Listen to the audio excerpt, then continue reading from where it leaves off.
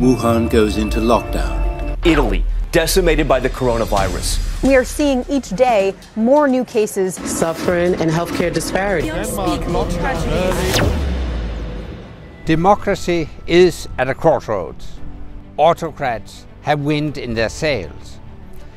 COVID-19 has called into question old assumptions about freedom, capitalism, and global cooperation. And democracies around the world are under increasing pressure. That is why we need to come together for the defense of democracy and freedom more than ever. This year, in a very special virtual edition of the conference, we will use the technologies that connect us to strengthen our democracies. And we invite you to join us. We will discuss the challenges of protecting the health of our people and our democracies with current leaders from politics, tech, business, and democracy activism. And we will commit to actions that will protect our freedoms, elections, and data in the future. Together, we will overcome and ensure that we emerge from this hour more united and more confident. I look forward to continuing this important dialogue with you. Thank you, and we welcome you to the Copenhagen Democracy Summit 2020. Where we want to also say, yes, there are all these difficulties here during the pandemic, but we also want to be optimistic and say there are also innovative ways. Like we do this summit, people have figured out doing virtual town hall meetings, figured out new ways of keeping up sort of the democracy activism flame. Under such heavy pressure, however, it doesn't make bowing to China or kowtow to Beijing recognized as kind of wise choice. I think as investor, the best way to safeguard your interests is to voice out when you find something goes wrong. That's how a democratic society should work like.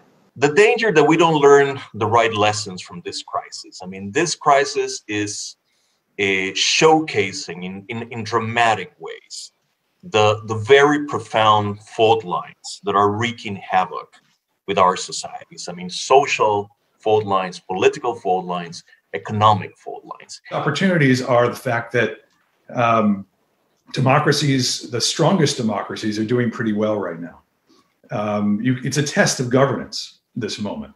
Test of how strong civil society is. Test how strong the democratic principles of transparency and accountability are. Civic trust in a society. And when you ask a question, what's going on also within EU, the answer is very simple. And that is the answer that is not only related to COVID, but it's related to overall democracy support.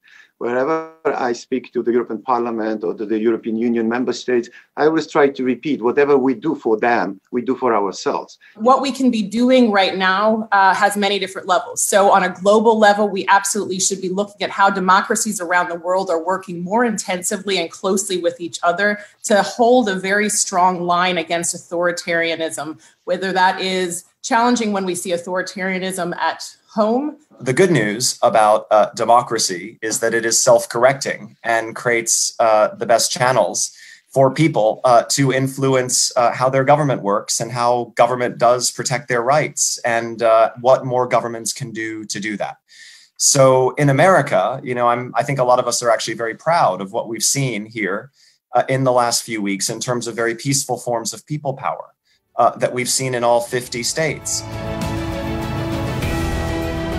There is only one antidote to autocrats, only one vaccine against tyranny, and that is freedom.